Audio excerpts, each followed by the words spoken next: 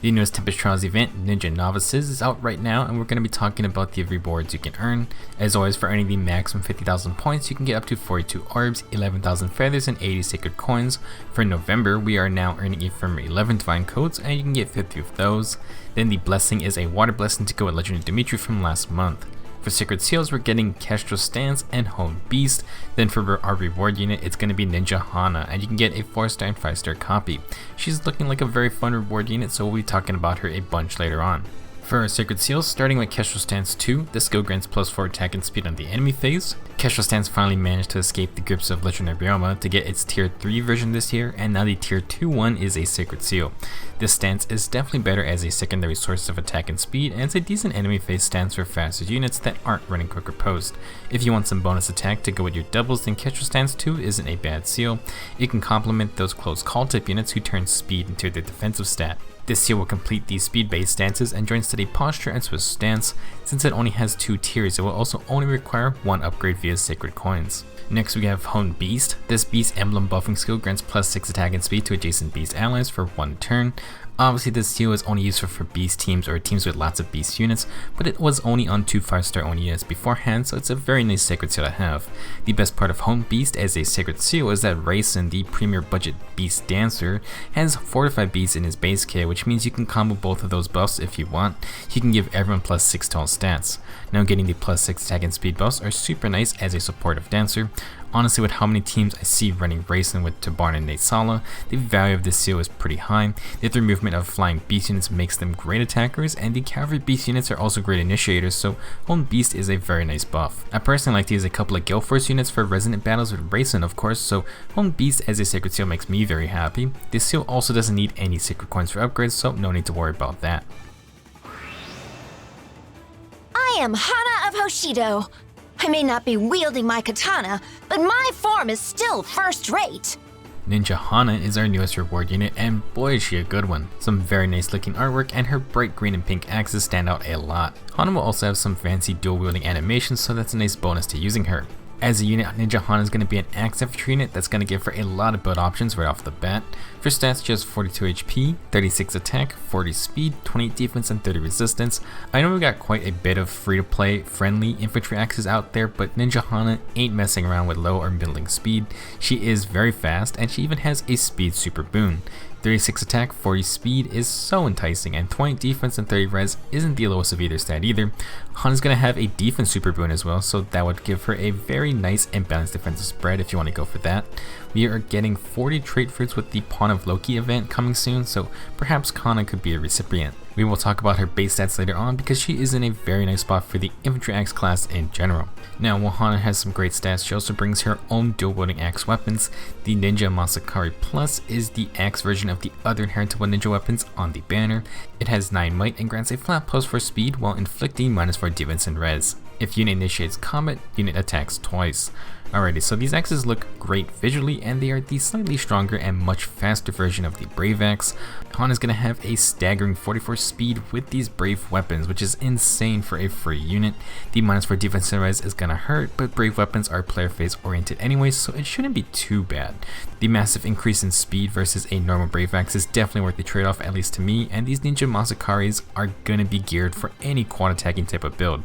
Hana has a great styling to make them work, and she already has enough speed compared to a typical Brave weapon user. 36 attack isn't bad as a starting off point either. It is important to know that you cannot refine the Ninja Masakari Plus, so Hana can't get bonus HP, and you can't customize the bonus stats that other inheritable weapons can get. Now, it should be noted that if you want to give these to someone else, they will not get both axes or the dual wielding animations. I read a comment saying that they only received the pink axe, so do with that what you will. Ninja Hana has great art, good stats, a fun weapon, and she even has a rather nice base kit. For her special, Hana's gonna have Glimmer, which isn't that bad of a special, but generally the lower might Brave weapons would prefer Moonbow or Lina to cut through high defense enemies. Glimmer and Astra do look amazing with the dual animations though, so +1 for style. Hana's ace skill is Life and Death 3, which her original form also has. Now this is interesting because Life and Death grants a flat +5 attack and speed, but inflicts -5 defense and res. That means a normal 5-star Hana can have 49 visible speed, which is just hilarious. However, it also drops her defense and res even further. Combined with her axes, Hana loses -9 defense and res, so her okay defensive stat line is going to drop very hard. Honestly, for me, while plus 5 attack and speed is extra spicy, losing that much defense and res is very risky. Luckily, there are other ways to boost Hana's attack and speed with other budget skills. Last, Ninja Hana is going to come with Wrath 3. This rare skill grants plus 10 damage on special procs if the user is under 75% HP, and it can activate anytime the user gets to the threshold, even during mid-combat. If the user stays under 75% HP, then on the next turn they also get -1 special cooldown. Wrath is another high risk, high reward skill, but since it can proc mid-combat, it's a very nice dueling skill to get that extra bit of damage. If you can imagine, if Hana were to quad someone and they survive the initial 2 hits, then if she takes enough counterattack damage, then on her next 2 hits, she probably activates her special and Wrath's gonna give 10 extra damage on top.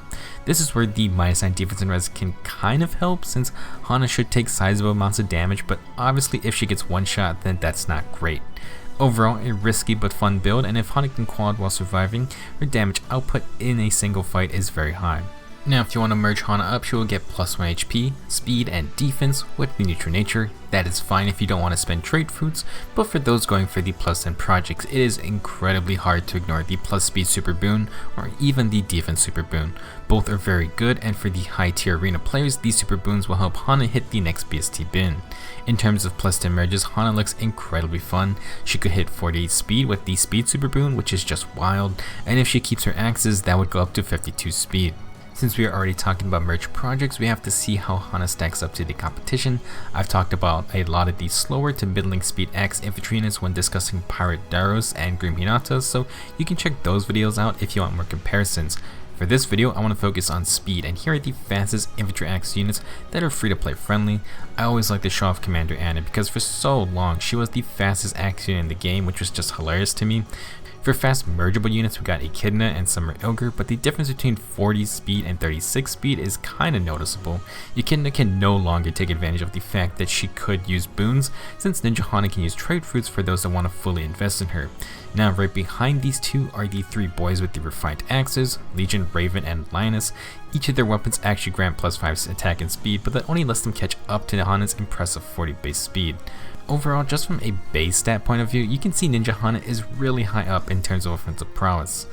To put things into even more perspective, here is Hana compared to some actual 5-star only summonable units. She's not the fastest axe unit, but she tops the attack and speed charts if we're only talking about axe infantry units. She beats out Dual Brinka, Hilda, and Annette, which is really impressive, but obviously they each have their own unique weapons to consider.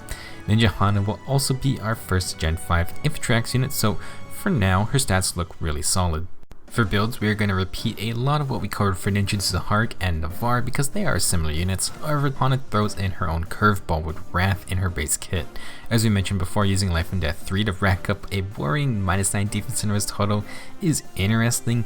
The idea of this set is to use the defense and res penalties to get into Wrath range, and obviously we're hoping Hana can quad for maximum damage output. It's a very risky build, but if she can pull it off, then on the next turn, Wrath can drop her special cooldown by 1, and maybe we can use that to burst the next target in only 2 hits. If you want to try and go for that playstyle, you could add Flashing Blade as a seal and use the Luna special. With this set, we can't get Luna to proc on the second hit in the first round of combat. However, that should be okay, assuming Hana can survive taking 1 hit. If she gets into Wrath range, Luna will at least always be on a 2 cooldown each player phase, and that means Flashing Blade can charge it on the first hit and then proc it on the second brave hit for every encounter moving forward.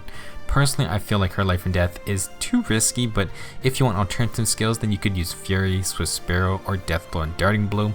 Alternatively, Desperation is fine to use for actual quad attacks, and you have the usual Swift Sparrow or Brazen Attack and Speed Sacred Seals. If you want even more safety, then you could use things like Sturdy Blow, Guard, and Attack Smoke. To be completely honest, Hana is so fast with the Ninja Masakari that you could just run with double Death Blow skills and she'll still quad a lot of enemies. Now for the premium skills for an offensive build, one change to the last set on the left side could be Times Pulse. The Sota set of Wrath 3 plus Times Pulse can achieve what Flashing Blade offers, assuming Hana falls into Wrath range. Each player phase should at least guarantee Luna goes down to a 1 cooldown, so you don't need Flashing Blade to proc on the second hit.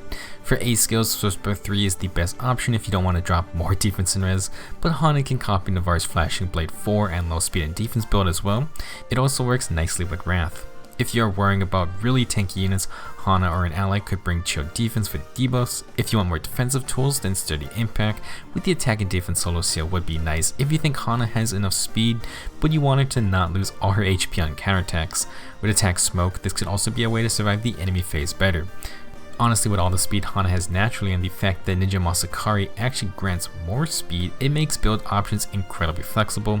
She can build all damage since she should have the speed to quad the really tanky enemies, which is mainly what those 4 hits are needed for. Last, like Zahark and Navarre, Ninja Hana can use a variety of inheritable weapons with the bonus of dual wielding them as well. However, Hana's standout trait is that her res is much higher, and you can combine it with her defense super boon if you want a balanced defensive stat line. This makes her a very nice merge project for those looking for dual phase builds such as the ever popular close call setups with distant counter. Hana can even use Pirate Darius' Dex Swabber, which inflicts -5 attack and defense on the enemy and neutralizes their attack and defense field buffs. It just requires her to be alone, and that's fine since she can also use the speed and res solo Sacred Seal and maybe a Rouse Selfing buff. There are other inheritable axes to use like the Huge Fan, the Guard Axe, and the defensive axes like Rear Guard or Barrier Axe. The biggest downside is that you won't have those fun pink and green axes. For other skills, Hana can run the typical attack and speed solo, low skills, no follow-up, and she could even use the new Kestrel stance if you want. She has a good base attack and speed spread, so you can focus more on defense and res with things like a tier 3 dual stance or brazen defense and res. There are many options, and you can look up some high investment echidna builds for similar ideas. For some final thoughts, these Sacred Seals for this time are decent. Kestrel Stance is a nice way to get some additional attack and speed to complement speed focused builds, and Hone Beast is so good for a supportive beast dancer like Raisin. Both of these seals require little to no upgrades as well, which means you can save those sacred coins for later. As for Ninja Hana, we've seen that she is one of the fastest axe units around and has a very respectable attack and speed spread for infantry axe units. She also has a nice res stat with speed and defense super boons, and that's going to open her up to a ton of build options. Her Ninja Masakari axes are mainly player phase weapons, but they are great brave weapons for quad attacking, and they look amazing as well. If you don't really need Hana, then she also has Wrath 3 for inheriting. Honestly, as a free 5-star unit, it's definitely worth it to keep at least one copy of Hana. You can build her as a brave attacker for very cheap, and those that do want to fully plus 10 her will have a lot of fun skills to choose from. Very solid reward unit. That's going to be it for this video. Please share your thoughts on our Sacred Seals and Ninja Hana in the comments. Thanks for watching, and I'll be back to talk about this month's Ephemery 11 combat manuals. See you guys soon.